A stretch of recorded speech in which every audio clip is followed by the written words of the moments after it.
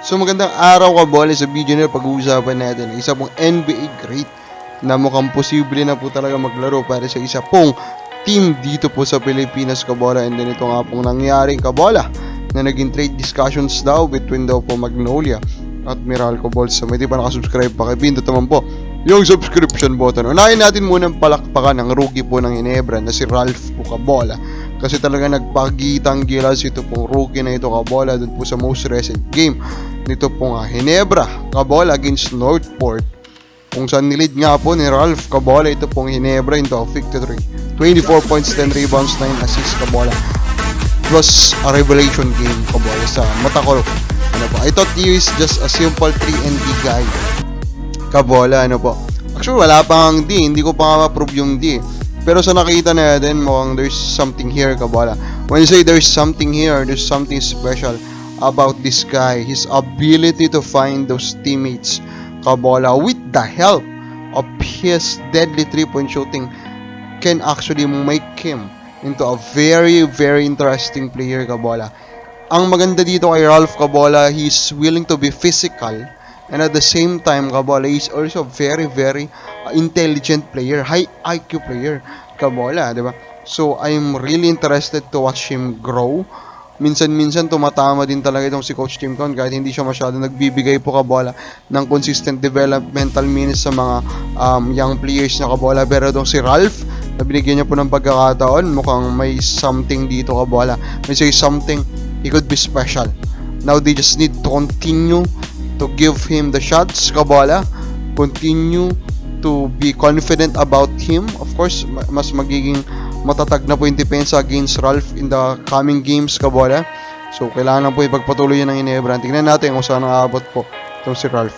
Ito nga pong Zamboanga Valientes, makausap na pala daw nila si Dwight Howard na pwede pong maging kanila pong import for this the Asian tournament. Isa na naman pong bagong liga Kabola, wherein it will pit different teams around Asia Kabola, professional teams around Asia. So according po sa may-ari po ng Valientes, nasa around 70% na po yung assurance Kabola na magaganap nga ito pong signing po ni Dwight Howard dito sa Valientes. And this will be a very good thing for Philippine basketball, di ba? So kaya pa lang magbayad pa kay Dwight Howard. Akala natin yung SGA lang, yung recent 2 weeks tournament, pero kaya din pala ng iba pa itong Valientes na babasahin nyo po sino may-ari, hindi nyo pa kakilala Kabola eh. So I think it shows Kabola din yung level ng financial capacity na mga gustong lumaro or gusto pong sumali sa Philippine basketball landscape Kabola. So when you just imagine kung sana mas open lang po yung PBA Kabola, na baka maganda pa rin sana po yung status natin ngayon Kabola. Now some comments, Edmond Recana, sa team ni Longhair or sa SMB, suga pa lang yan, mapupunta binigay na nga si Balaan sa Mags, kaya malamang sa SMB at Ginebra, bagsak niya pag may superstar si Ginebra, pero pag di magaling sa Magnolia, dami talagang galit kay Longhair, no? Pero sabi ko nga, baka hindi talaga siya yung problema, kaya conservative po yung Magnolia Kabola eh, patiting po sa trade eh Kabola, no? Baka hindi naman po siya yung nag-lead talaga niyan.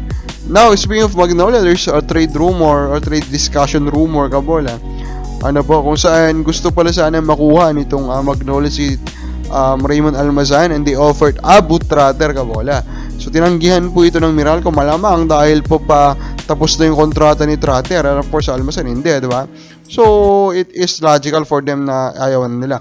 Now nag-counter daw sila, Lapot plus Anisi for Almazan. Dumanggi naman na ang Magnolia Kabola. So realistic ba yun? Of course, realistic po yun for the side of Magnolia kasi mas bata ng malayo si Lapot at nagpakita na siya ng maganda pong level po ng potential, and Anisi is also playable Kabola. While itong si Almazan may pagka-injury prone. Overall, the discussions is quite logical. So, tignan natin, baka mayroon pa rin namang mabuong trade ang Magnolia at Meralco. Kababal sa pregame, anong dapat na buing trade ang Magnolia at Meralco? Comment lang po sa baba.